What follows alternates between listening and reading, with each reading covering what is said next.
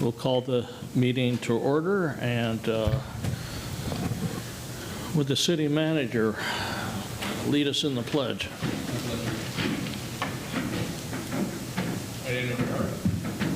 I pledge allegiance to the flag of the United States of America and to the republic for which it stands, one nation, under God, indivisible, with liberty and justice for all.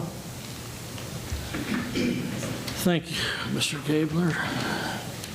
Roll call, please. Councilmember Lister? Here. Councilmember Luevanos? Here. Councilmember Kavanaugh? Here. Mayor Pro Tem Judge? Here. And Mayor Mashburn. Here.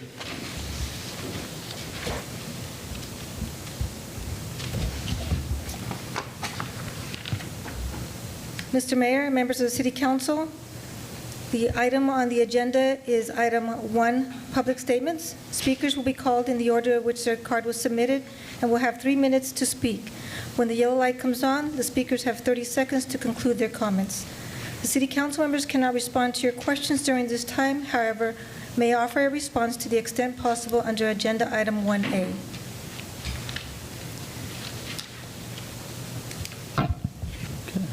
Cards? We have 3 speaker cards. The first one is Tony Freeland, then Judy Bruce, and then Stephanie Sellers.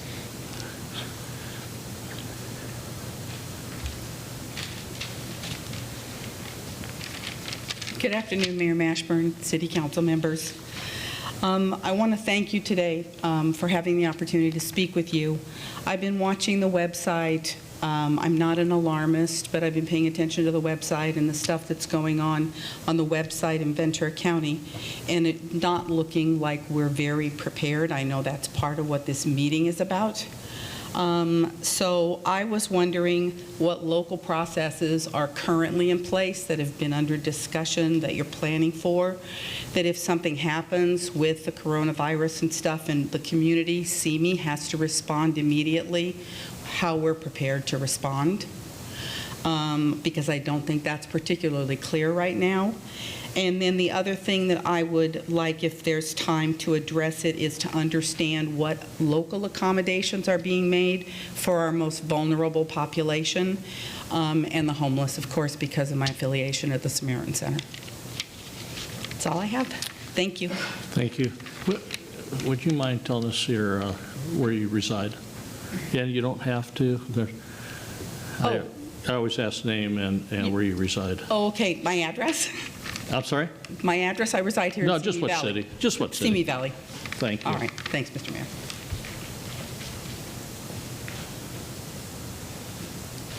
Judy Bruce?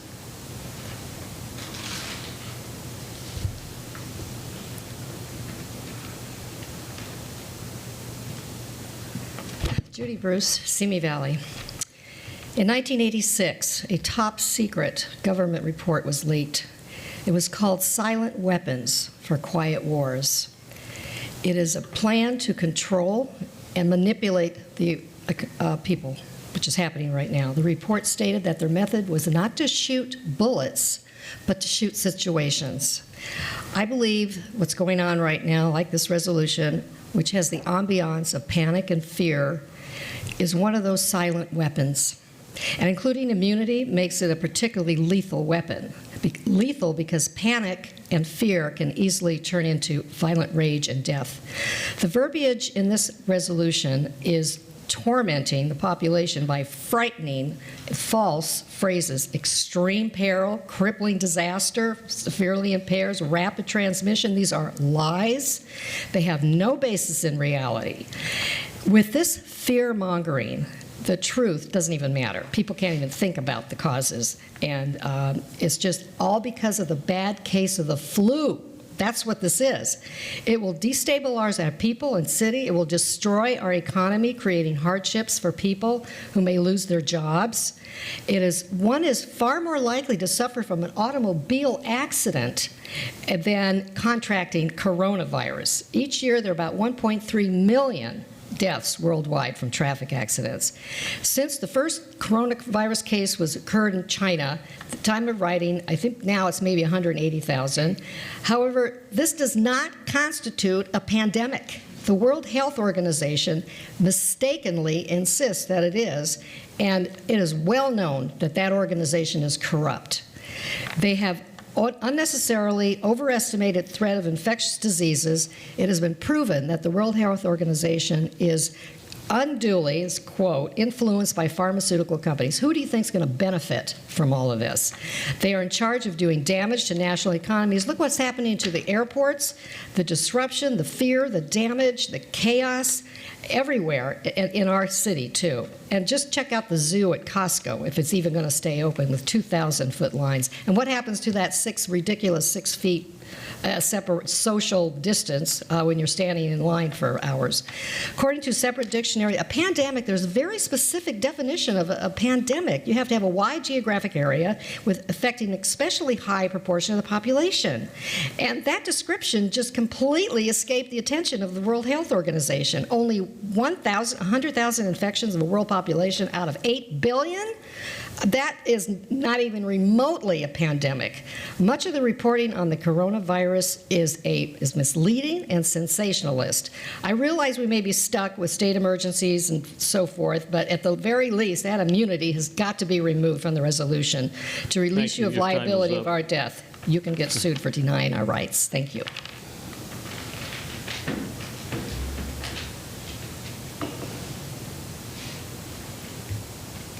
Stephanie Sellers.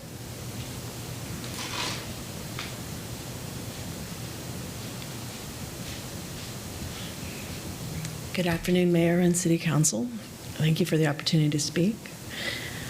First of all, I wanted to question why this meeting was held at 4:30 in the afternoon instead of its customary and usual time of 6:30, and many people don't know about it, so I find that questionable. I also would like to let you know that as of yesterday, Rob McCoy, who's the former mayor of Thousand Oaks, said that there was not a single case of coronavirus in all of Ventura County. So I just want to put that on the record. And what's going on here with not including, just giving yourselves immunity from providing services when you all took an oath to uphold the safety of the citizens of Simi Valley. You took a state and federal oath. I find it abhorrent and ridiculous that you would absolve yourself of responsibility when we need you at this time the most. Are we all just going to go hide in a hole and not do our jobs and just freak out? Or are we going to band together like adults and work and make this city work and do the things that we're expected to do? And somebody's got to do it. Because if we absolve ourselves of responsibility, that is ridiculous. So, and it's not American, and it's not what we would elected you to do. So I'm in favor of declaring an emergency, and if that gets you the money and that you need to do things, great. But to absolve yourself of the responsibility of providing or not providing when that's what you're here to do, I find that ridiculous. So I just wanted to come here and say that. You've done a lot of great things. We appreciate that.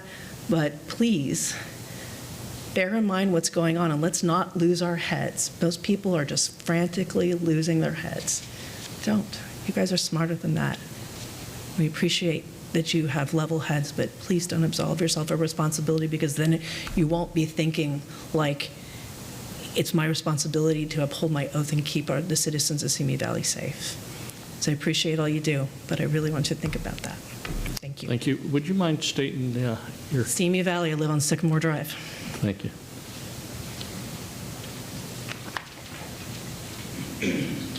We have no other speaker cards. Okay.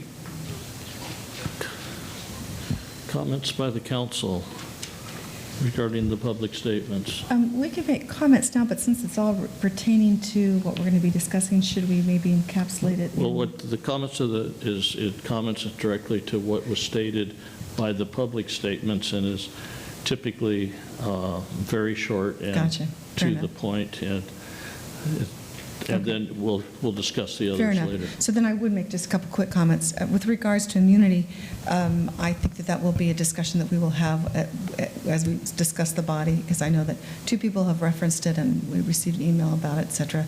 And so as we discuss the wording that is in the state of emergency, I would like to look at that a little more closely. So thank you for your concern. I think that's all I want to say for now. We'll be speaking more about local accommodations and what is being done, because of course we want to get the word out. So I'm sure we'll be talking more about that. Mayor, if I make a quick comment, if I may ask a question of the audience member of Ms. Freeland. You mentioned having accommodation for our most vulnerable populations. Are there any suggestions, if you would like to answer, you're not required to, are there any areas that you suggest that we would be able to do that? It's up to you. And You do not and have to come up. Pardon, Councilmember, that's not necessarily in order unless the chair wants to open up comment from the Okay. public, Yeah. just so procedurally, that's all. So just say what you can from there. So my thought in general is there are some places, it's like if you look around some communities, they're at least looking, again, without panic, but looking and planning on some of the local spaces, whether it's at Adventist Health or whether it's, the private sector, Walmart, Target, CVS have all said that they'll partner with cities locally to accommodate the needs for testing if they show up, or any kind of distancing that's needed.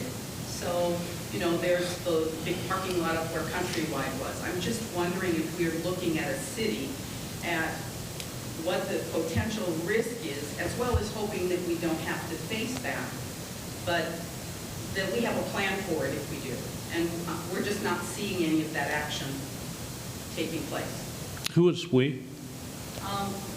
In general, myself and some of the people want to speak. Okay, so you're not representing any particular? No, sir. Okay.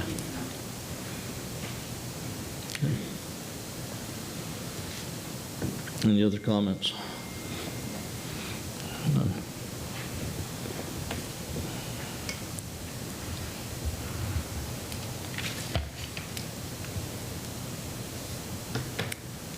Mr. Mayor, members of the City Council, next item on the agenda is new business item 2A, a consideration of a resolution proclaiming a local emergency and ratifying the city manager's declaration of local emergency. And there is a resolution for your consideration. It reads as follows. Resolution number 2020-19, a resolution of the City Council of the City of Simi Valley proclaiming the existence of a local emergency and ratifying the city manager's declaration of local emergency. City Manager Gabler is here for this presentation. Mr. Mayor, members of the City Council, it's been an interesting couple of weeks that we've all experienced with the coronavirus that seems to be spreading throughout the United States and the world. On March 4th, the governor of California proclaimed by executive order a state emergency, which allowed a number of items to take place. That was followed up by the Ventura County Public Health on March 12th, and then my declaration on March 13th, last Friday. Most of these declarations are for various purposes. A lot of it has to do with recovering of costs and availing yourselves of state and federal assistance and funding that may come down through the various entities to combat the issues that we're dealing with and to be able to be better positioned to be able to deal with them. The federal government has indicated a $50 billion package that would be available for state and local agencies, and we would be hopeful by passing this resolution to be able to take advantage of that. In addition to just that, the declaration also positions the city to adequately respond and prepare to the coronavirus and its potential spread here in Simi Valley. While it is true that, well, let me back up, there are 3 positive cases, actually 4 positive cases of coronavirus in Ventura County. All 4 are related to travelers through either a cruise ship or from traveling abroad to countries that have been more seriously affected by the coronavirus. There is no coronavirus positive case in Ventura County as a result of community transmission, which means someone that has not been traveling or has not been in an affected area on a cruise ship or in another country, passing it on to someone else. It is just a organic two people passing it between themselves. That has not happened yet in Ventura County. We're very fortunate to be in that position. Although the Ventura County Public Health will admit that there's probably someone out there in Ventura County that does have it through community transmission. They just have not been tested yet. So I want to make sure that's clear that currently there's no positive case for community transmission in Ventura County. So the resolution that we're asking you to adopt positions the city to be able to take advantage of resources and to be able to take actions in order to deal with the pandemic that has been declared by the World Health Organization. We did make a couple of changes to the resolution from when it was first published on Friday to today. You have that revised resolution in front of you. I will note that Section 5 changed for the second line where we had the capacity of 250 people, that until further notice, all non-essential city facilities with a capacity of 250 or more would be closed to the public. We dropped that down to 50 to be consistent with the current language that is out there. Section 6 was a administrative cleanup, which allowed for the Director of Emergency Services or myself to be able to appropriate funds as necessary in order to make expenditures that may be necessary to combat the issues that we're dealing with. Section 7, we wanted to make sure that it was clear to the public that this water service would not be shut off for any water customers in the Water Works District number 8. And we would be waiving any late fees, penalties, or other associated fees due to lack of payment during this local emergency. So we want to make sure that was clear. We do recommend that the council adopt the resolution. The resolution is only valid, my declaration is only valid for 7 days, and it must be ratified by the city council or the resolution or the declaration would expire.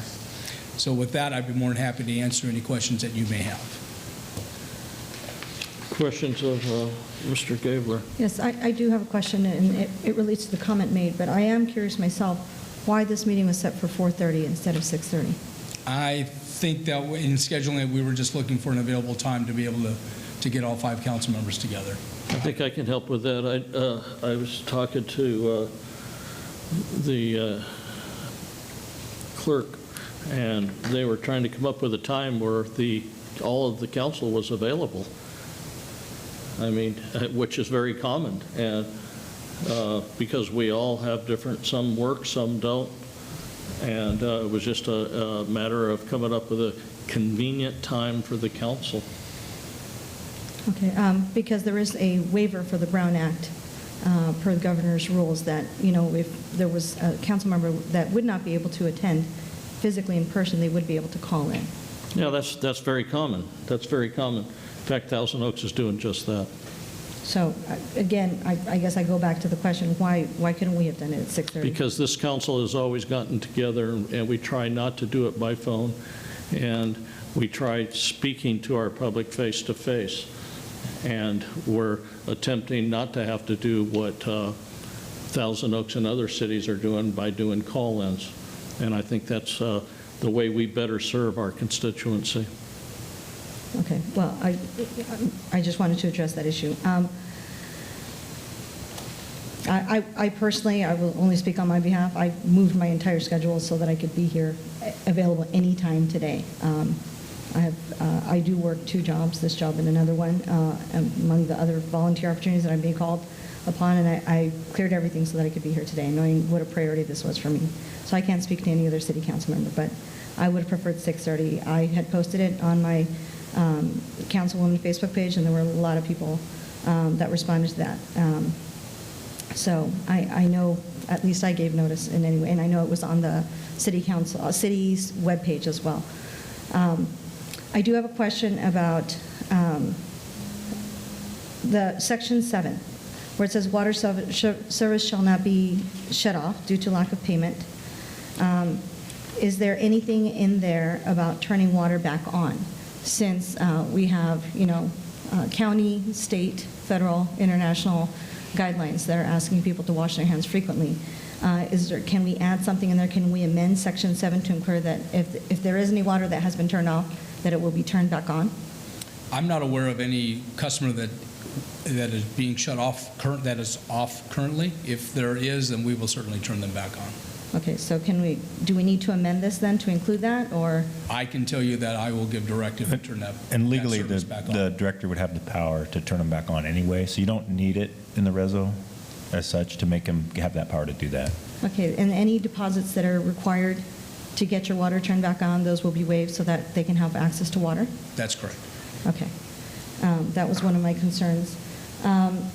There is a number of people that are asking, and we got a number of emails.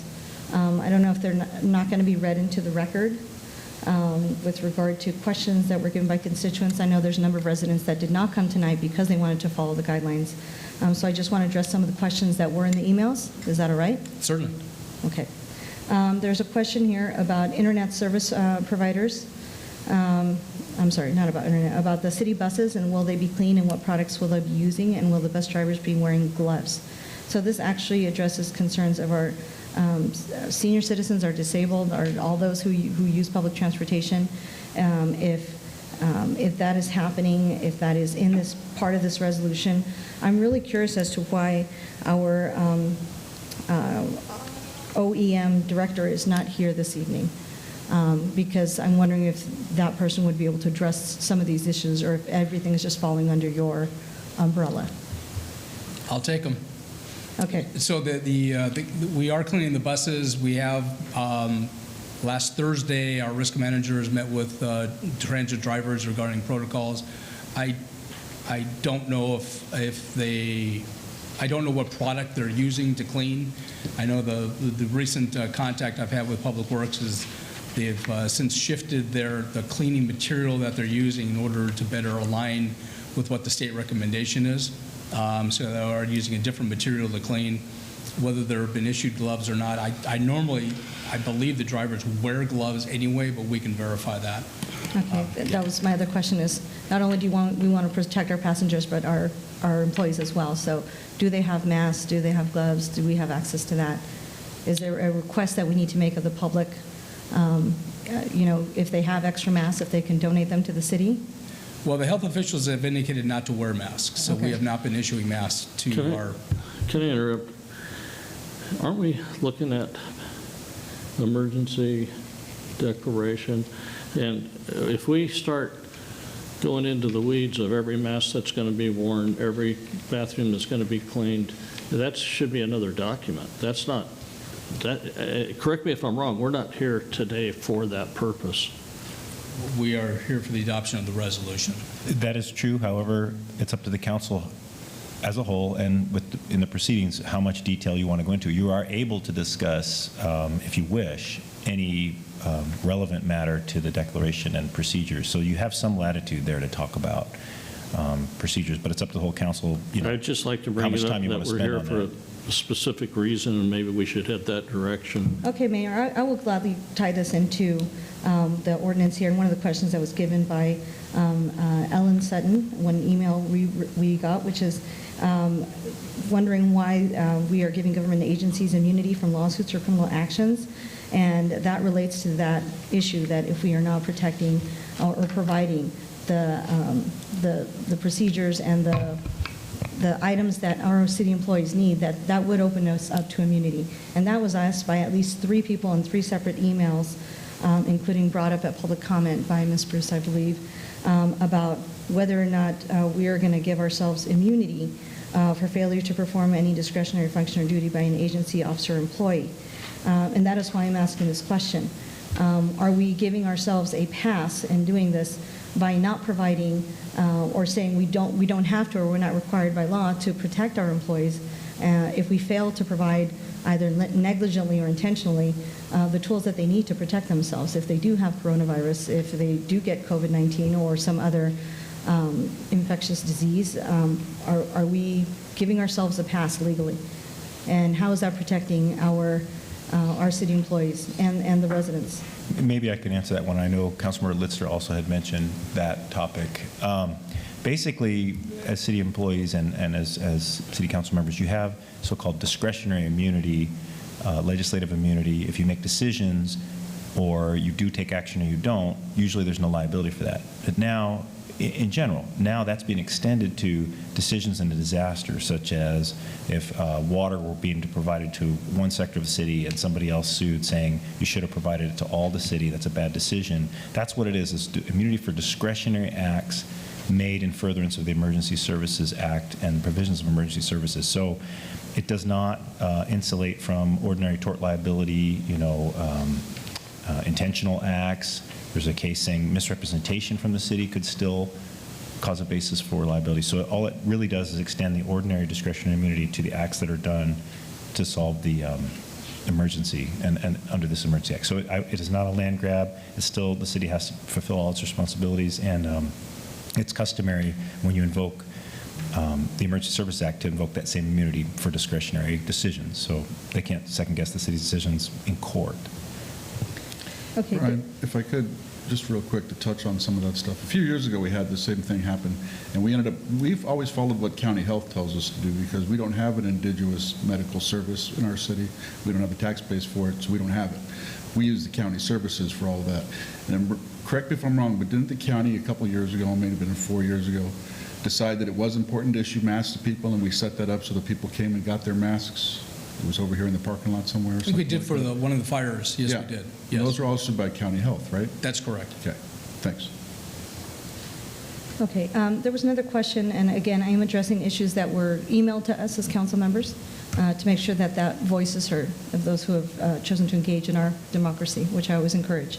And the question that was given by Gary Schwimmer was that in the document, it states, to maintain a state of local emergency once confirmed by the city council, the council must reconfirm the state of local emergency every 60 days. Is there a reason why we can't do this every 30 days? I know we're meeting again in April. Is there a reason why, and I'm not for it or against it, I'm just asking for your opinion, is what is the rationale to do that? Obviously, we're not here to micromanage, but we do want to make sure that there is liability and there is fluidity in the situation as it occurs, as we have had less than 200 people that have actually been tested in Ventura County. So it may not be that there's not that many cases. It may just be that we haven't had that much testing. So I'm curious to know why the 60 days as opposed to 30 days. That's a good question. The law requires you renew the emergency every 60 days or it'll lapse. It will lapse at law. It used to be 30 days, now it's 60 days. But interestingly, the governor just issued an executive order suspending the 60-day requirement. So currently, it would not even be necessary. So the 60 days, we actually, with the city manager's office, wrote the reso before the governor suspended the 60-day requirement. So as it is now, it's the normal language to put in a reso like this, otherwise it will lapse. So there wasn't any decision to do it quicker or less quick. The idea, of course, is that if you're in a disaster, you may not be able to meet, in some cases, conveniently, but every 60 days, 2 months. So I'm sure that's where it comes from. Okay, but we could still, because of the Brown Act waiver, we could still meet, shall we say, virtually or online or Well, yes, calling and in? I should just state for the council, the Brown Act, the parts that the governor waived were your physical attendance, and also you don't have to have people at your location if you attend by phone. However, the public still has to have a place, such as the council chambers, where they can come and listen to the proceedings and make comments. So it did not waive it entirely. So it still subjects us, in this case, to having people potentially in a group, but it does allow the council members and staff to attend remotely. Okay, so and thank you, Lonnie, for the legal requirements, but my question is for Brian in terms of the logistical. Is that the reasoning for the 60 days? Yes. It was really the original guidance through state law was 60 days, but the governor had since waived that requirement. Okay. Another question that was given for item 5, it says that the Director of Emergency Services of the city, which I really wish would have been here this evening to possibly address some of the concerns that our residents are having, that they have sole power to exercise all options granted. What happens should our Director of Emergency Services become ill or Actually, incapacitated. I have a question about that. Yes. Do we have a Director of Emergency Services? Or, yeah, Brian is That's the me. Director of Emergency Yes. Services. Yes. Okay. Okay. So I'm missing, so you're I asking. guess I'm thinking of OEM, the Office of Emergency Management is what I'm thinking of. We have an emergency services manager. Yes. That works in the police department that does a outstanding job coordinating our emergency services.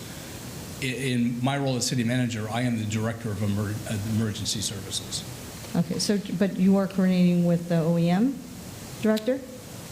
Yeah, all the time. Okay, with regard to this specific Yes. issue? Okay. So what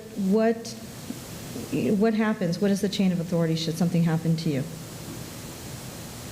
It would fall to the assistant director of emergency services, which would be one of our deputy city managers. Okay, so does that have to be put into the ordinance? It does not. It's through administrative function. Okay. And the reason I'm asking these questions is because, we need to make sure that every person in this community has housing. We need to make sure that every person, and I know that there are legal limits to that. There's only so much we can do. Some things we can do. We have to wait for the governor to step forward. But we can make sure that everyone has a place to stay, everyone has a place to quarantine. That is part of what is happening in Italy and China and other places around the world. So to the extent that we're able to do that, we need to be able to provide that sense of security and calm the panic and flatten the curve, the healthcare curve, by providing that. So I don't see anything in here, and I don't know if it's within your authority or not, so I'm going to ask, and in case we do need to include in the ordinance, can we provide a moratorium on unlawful detainers? Is that part of this authority? It is not part of this authority. I question the legal mandate that we would have in order to do that.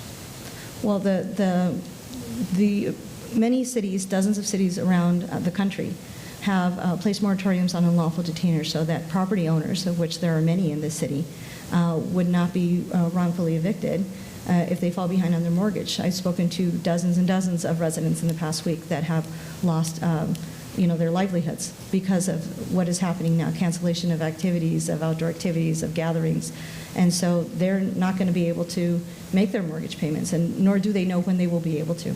So many cities have ensured that people have access to housing, and that we don't exacerbate our already existing homelessness problem by placing a moratorium on unlawful detainers. So is that something that we can add to this resolution? I would defer to our city attorney, but I don't think we have legal authority to Well, do so. on that matter, it was a pretty, I guess I'll use the word aggressive or pretty far-reaching move to make, which would effectively prohibit evictions for non-payment of rent and mortgage during the period of emergency. I realize that Los Angeles and some of the other big cities, San Francisco, San Jose, have either considered doing that or doing it.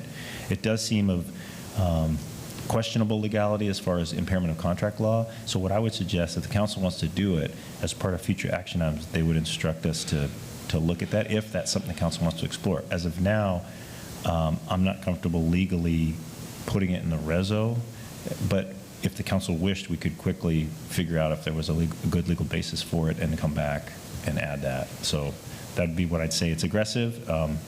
There's not much precedent for it, but if the council wants, we can dig into it and copy what the other cities are doing and see what their basis is. We have contacts up there we could ask as well if we needed to. Again, I want to clarify that these would be, even this resolution, should it pass today, would be temporary. It would not be permanent. And I know that was one of the concerns that people had. So it would not be forever.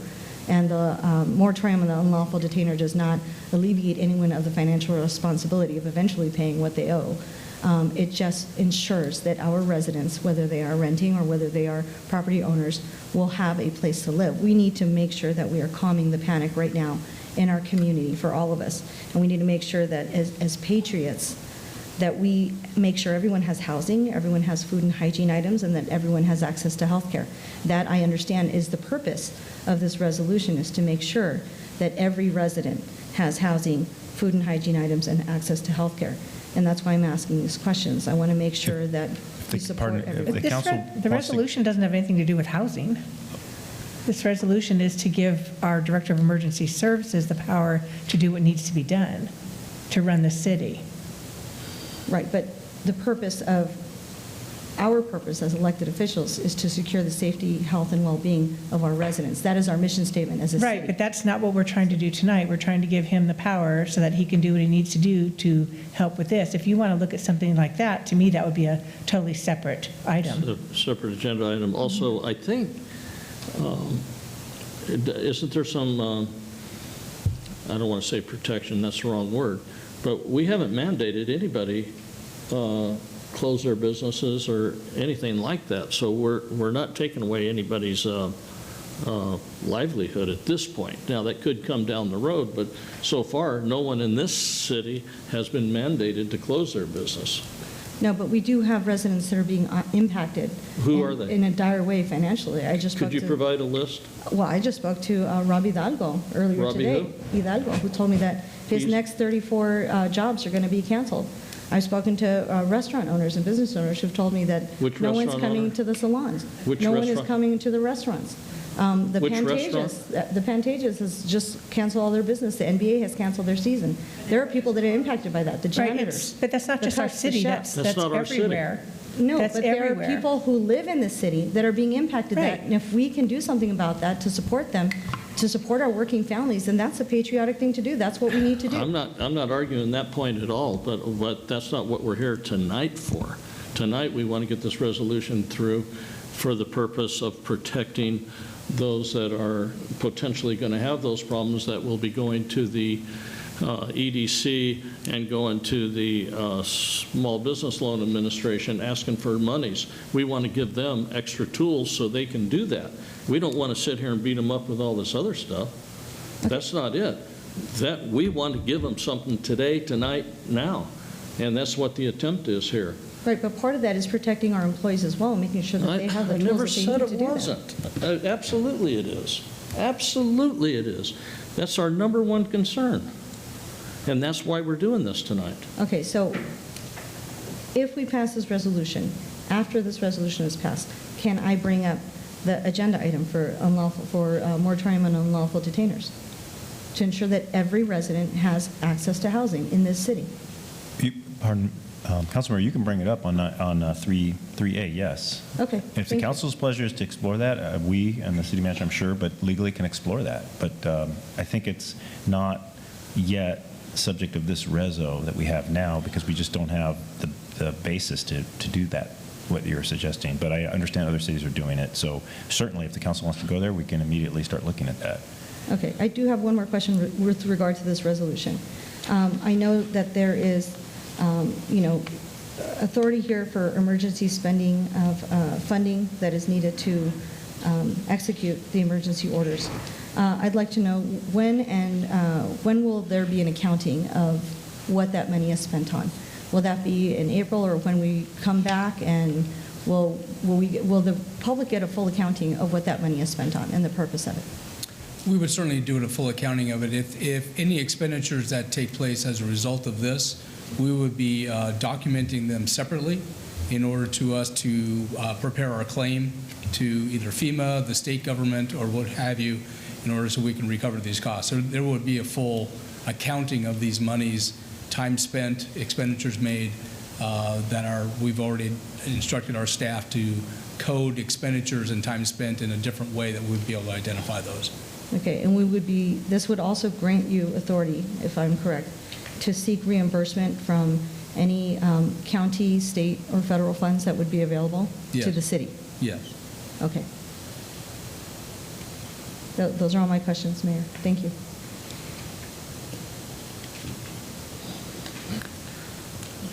Any others? Actually, if it's all right, I'd like to go back to the immunity discussion. I believe that was section 3 that is, the questions are arising from, if I'm not mistaken. Am I correct that that is where it is articulated? Let's see here. I think it mentions in the staff report that if you pass this declaration, it carries with it the invocation of the immunity for the discretionary acts that a decision maker takes to carry out this reso. So it's not something that you specifically invoke. Although Section 3 does have the broad statement that by doing this, any emergency power, immunity, or duty is now granted And we wrote that in order that if there's some law, and there's a lot of state laws and federal laws that say, if your council says the magic words, that you get FEMA assistance, that you get such and such assistance, and this is to make sure we don't miss any of those that might be out there. So that's why that word immunity was placed there. But just by passing the resolution, you would get the immunities under the Emergency Services Act mentioned earlier. So you're saying even if it was not referenced, that word referenced in Section 3, there just comes by nature of having this resolution, just by nature of declaring a city state of emergency, it comes with attended immunities. That's correct, Councilmember. So, okay, so that's inherent, okay. So then what I'm sensing is that the fact that the word immunity is used in Section 3 is possibly alarming to some people. My question is should we maybe articulate in such a way that it's clear that we're talking about immunities that are evidenced or that are directly related to such an emergency? I think it does cover that now because it says in such emergency. The other thing I would caution is that because we wanted to sweep in, I would say from the legal perspective, unfortunately, we don't have that many immunities.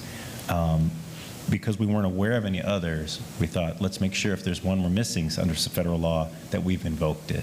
So I don't think it really, the city's not able to do, quote unquote, a land grab farther than the statute's already allowed. But this is to make sure we didn't miss one. So there's nothing new here that anyone else wouldn't get, but it was a precautionary thing. So I would counsel, unless there's some specific reason, to leave it in, just so we have every immunity that we are entitled to. The idea is that when trying to solve a disaster, you don't want to get hamstrung on the decision-making point to the point that you can't, provide services. And just to follow up, these are just immunities that are given to us by state, local, or federal laws.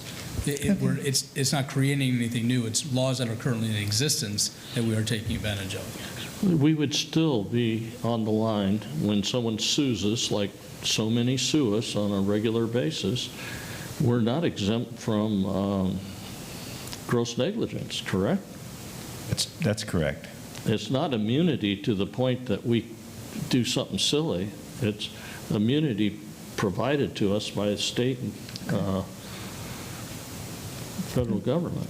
One thing I don't want to, I can say that I do have case law showing, intentional acts, misrepresentation, others bad things that cities do not carry this immunity in a disaster, even if it's a disaster. What I don't want to do is go on the record saying, well, we won't get immunity for that, we won't get immunity for that, because when the lawsuits come, I'll have to look and see, I'll use every immunity that the city may have to try to fight and defend the city, provided that we did the right thing, and, provided that the city did act in good faith. So I don't want to get into, okay, this scenario, that scenario, because then that scenario will come up and they'll cite this meeting as why they get to sue us. But it was no greater than the immunity granted at law. Okay. Go ahead. Oh, no, I'm sorry. A question about a couple, but if we're still talking immunity, I do have a question on a different area, if that's all right. Yeah. Okay. This is with questions with regards to the supplemental, where Section 5, basically where you've changed the facility, 250 to, you moved it to 50 people. Yes. You state that all non-essential city facilities with a capacity of 50 people or more are closed to the public. Obviously, this room holds more than 50 people. We have a council meeting on April 6th. The lobby of our city hall easily holds more than 50 people, although I've yet to, it's very infrequent they have that many people at one time looking for services. Is this suggesting then that we would close, that our city meeting, our council meeting on the 6th is going to be restricted or closed in some way? No, the conducting of a council meeting is considered an essential city function. So it would not fall under that category. Okay. What about the lobby? Is that considered essential? I mean, so that there isn't seating in there for 50 people. stand. Okay, but Yeah. okay. Obviously, they're standing, but okay. Correct. I don't want to split hairs. Okay, thank you. I just needed to understand that. Okay, thank you. For point of clarification, I'm going quite a ways back in our conversation. It was stated that there's no cases in Ventura County, but the county's website says there's 4 positive pending cases.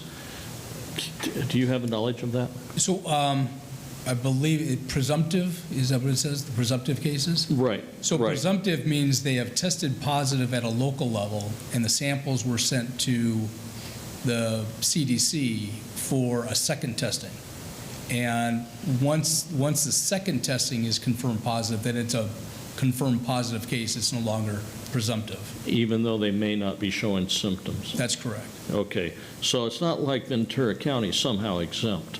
Oh, no, not at all. That's Yes. okay.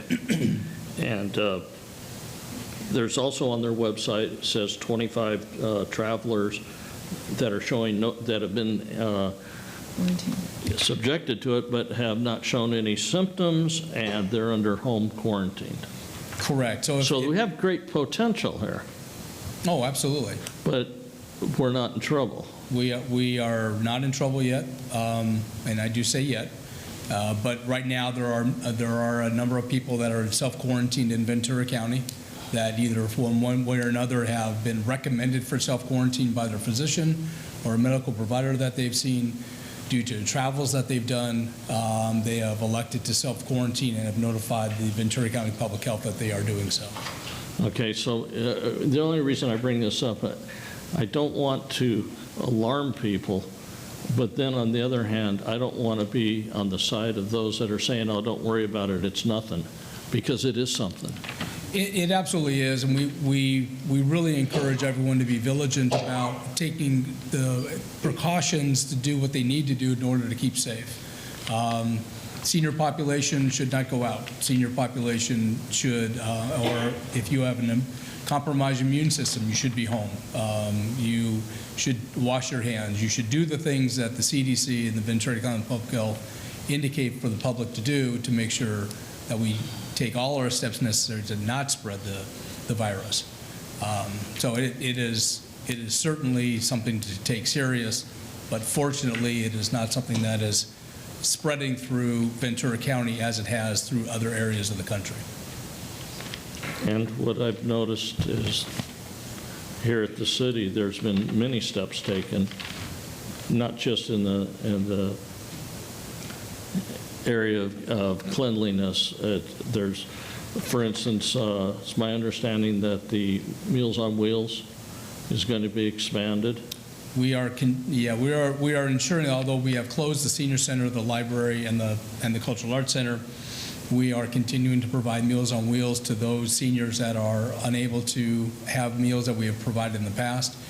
We are providing a drive-through meal service to seniors. If they normally would come to the senior center and they have transportation, they can drive to the senior center between 11:30 and 1, pick up we'll hand them a frozen meal or a meal that's already been cooked, and we'll send them on their way.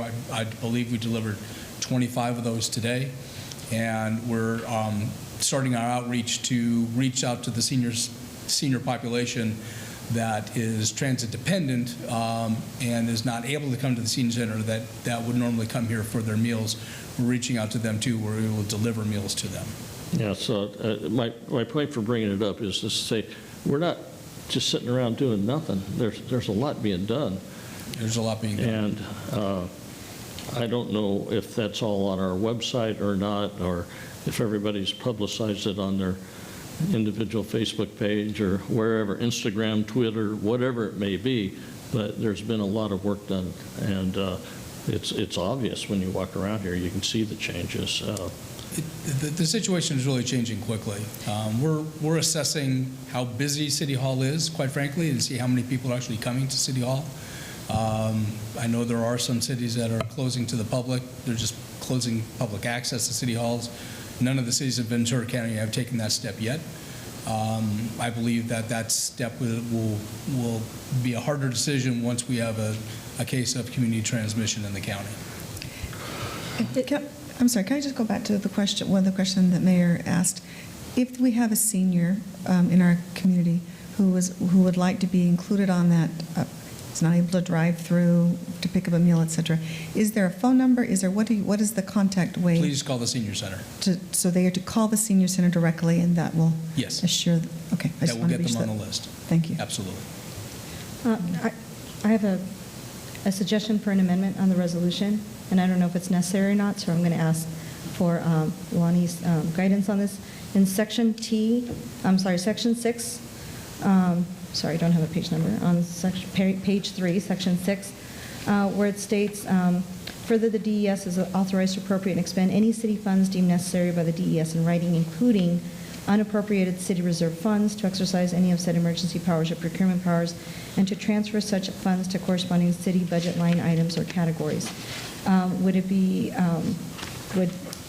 I would like to add for said emergency, or to address said emergency, because there's a colon there, and so it seems like it would be a standalone sentence, and that is the English teacher in me, that you could read that as being, it doesn't have to relate to the emergency, even though the first part of the section does. So is that necessary, or is it implied? Well, legally, if you added it, it wouldn't change anything as far as the intent. So if you want to add it, that's up to the council, but I don't think it's necessary. Is it implied that the Well, it says to funds can exercise only be any of used- the said emergency powers or procurement powers. And so it after the semicolon, it says to exercise any of the said emergency powers. So I think that it's not really deniable that this is only related to the emergency. Okay, so it's implied in there, so it's not necessary then? Okay, thank you. Councilmember Kavanaugh, any comments, questions? No, thank you. Mr. Mayor, I move to adopt a resolution proclaiming the existence of a local emergency, ratifying the city manager's declaration of a local emergency. Can I just discuss one more item before we Okay, why don't we second do it? that in discussion time? I'll second, Okay, thank so you. then we can. Okay. Well, wait, no. Just go ahead. I'm sorry, I just didn't want to call for a vote, that was all. The one question I had was the 30 days versus 60 days, whether we wanted to come back and look at this again within 30 days as opposed to granting this authority for 60 days. I can see wisdom in our being more involved and looking at it with directives and examining, and so personally, I think I would prefer to grant this authority for 30 days and then come back and look at it as a body, but maybe there's no other... I would second that Are there amendment. others that feel... I'm comfortable with the 60 days Well, we because had a the peak motion- should be in 30 Hold on, we had a days. motion. We have motion and second. If you want to make a second to the motion, we can. Who seconded? I did. Okay, so we'll go with that. Call for the vote. What's your vote?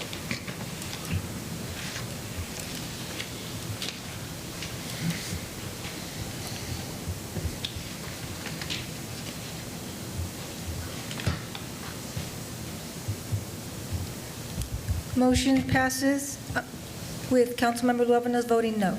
And I want to clarify that I wanted the option at least to look at a 30-day as opposed to a 60-day, even though there's a waiver by the governor. Okay.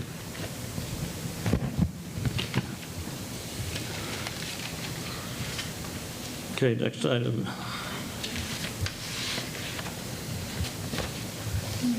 I think we're still flashing.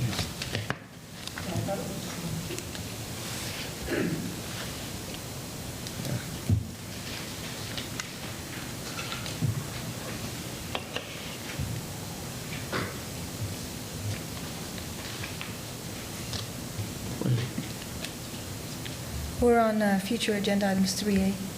Mayor? 3A. Yes. 3A. 3A, future agenda items.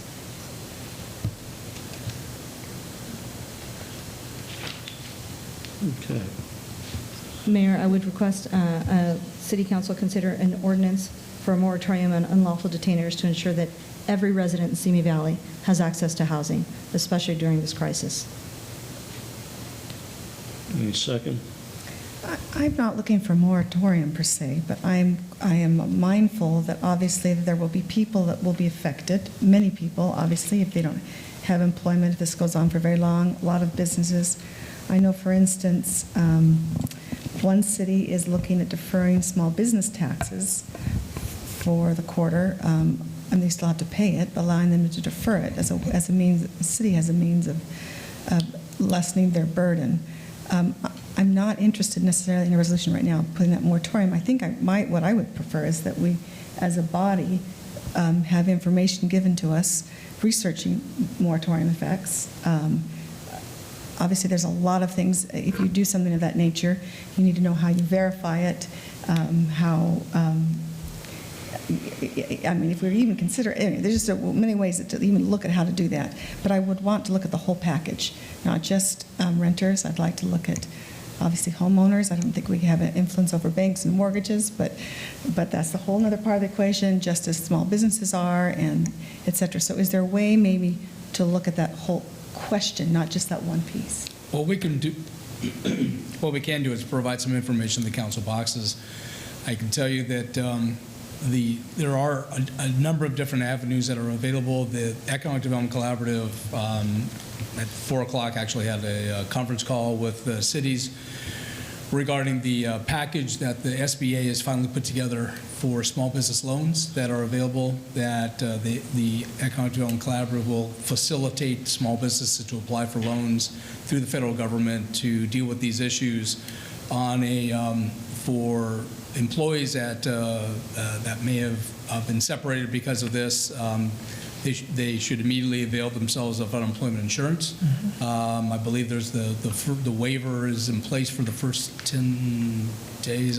So they should be availing themselves of unemployment insurance. The state is already set up and ready to go for influx of employees that are going to be doing that. So those operatives, so the business has a loan package available through the federal government, through the SBA, with a fairly simplified loan process that they can follow. And then on the employees that have been separated should be looking for unemployment insurance, should be making those contacts right away. Mr. City Manager, also, can we look into contacting the Samaritan Center and working with them and see if there's things that we can help them with through this also? We can work with the Samaritan Center as well as work out to the faith-based community, see if there's any assistance they can provide to the population that we're looking at. Thank you. So we can put together a memo to the council, provide your boxes that can also look at legality of any unlawful detainer moratorium that the city could adopt that would be legal. Anybody else have a request? Hearing, Yes, I do, Mayor. What are we doing to work with our movie and event production? I know we pride on ourselves on all of the film permits that we're granting, but we do have a lot of residents that are in the movie and event industry, airline hospitality employees. Are we prepared to, and those who are working in the gig economy, what are we going to do for those people? Are we prepared to set up a shelter or something if they are quarantined, they have no place to go? That would be a function of the Ventura County Public Health. Are we going to take all of our direction from Ventura County Public Health, or are we as policymakers going to take leadership roles like others have across the country? Well, Ventura County Public, and I give the comparison of the Ventura County Fire District fights the fires. Ventura County Public Health deals with medical and health emergencies. They would be their authority that we would not have authority to set up a quarantine location. They have the authority to set up those quarantine locations. They have the authority to seize locations in order to do so. We would not have the authority to do that. We wouldn't have the knowledge to do that either. We would be leaning on Ventura County Public Health to take that role. We, the city, do not have authority to set up a shelter for those who are homeless Not or for those that need to be quarantine. quarantined? Just for anyone who's homeless, anyone who has been evicted, we don't have that I guess authority? let me just add the situation we're in is unprecedented, and the resolution that just passed does provide all the emergency powers to the city. So I think it's, when necessary, the city may be able to do things that would strike somebody as pretty extreme. But so I don't want to rule it out if it became necessary to do that. But at this time, I mean, it depends on what the city manager, city council wants to do about that. But I don't want to rule out the city could take some different measures down the line if things got worse. I'm trying to make sure that everyone in the city has a home, food, security, and healthcare. And if you don't have a home, if you don't have some place to go to, then how do we ensure that we do not continue to spread COVID-19? How do we do that? And we have people that are living paycheck to paycheck that, as of right now, do not have any income coming in. And by the end of this month, in 2 weeks, they will be homeless. They will be out on the streets if they cannot make rent. if they cannot pay their mortgage payments. So that is the question that I'm asking the city council to address. To sit there and ignore it, to ignore the needs of our community, to ignore the needs of our working families is unpatriotic. And for us to continue to ignore these issues, these economic issues that are impacting people today, is irresponsible. I don't believe we're ignoring them. That's not something that we have the ability to do at this point in time. I believe all the cities in the county use Ventura County Public Health, correct? That's correct. So none of us have our own public health officer. Housing, we're working on housing as best we can. What, if we don't have it, where are we going to find it? We had So- the opportunity to pass affordable housing just 2 weeks ago. Councilmember Luevanos, that's a different subject. It's So- a housing Why issue, don't- See, still a housing issue. this is not part of this agenda, Correct, thank you. and it's time to adjourn this meeting. Are there any other wishes for something? No. Well, actually, I want to respond to Councilmember Wellens, just to say, as far as housing, and what you're suggesting is just a little piece of it. What I understand is we are going to be getting a report that will tell us all the different options we have as a city that will allow us and will allow us to come back and make policy if we need to.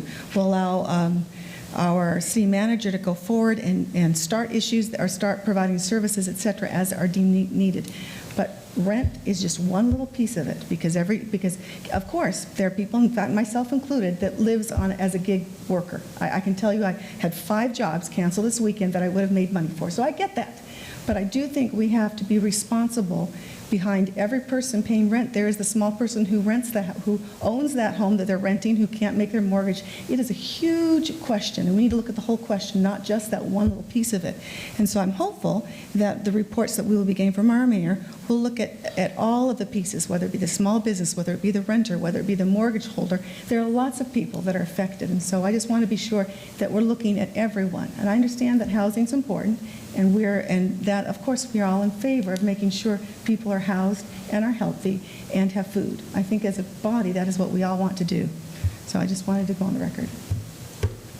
If we're going to take direction from Ventura County, then let's do that and actually apply as a city for some of the grants that are available for the city that we have not applied for through the Ventura County Housing Authority to make sure that everyone has housing. Meeting's adjourned.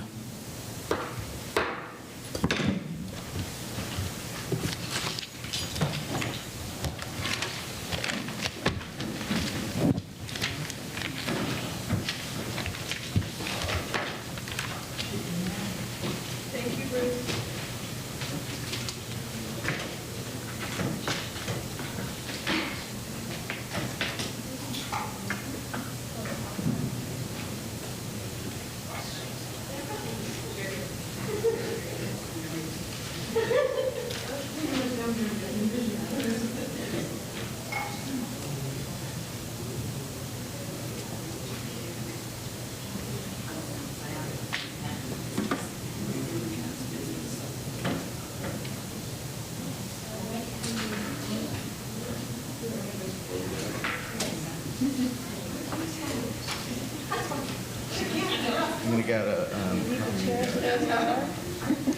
Yeah, I'm not sure how we're going to do that next time. It's a little more complicated.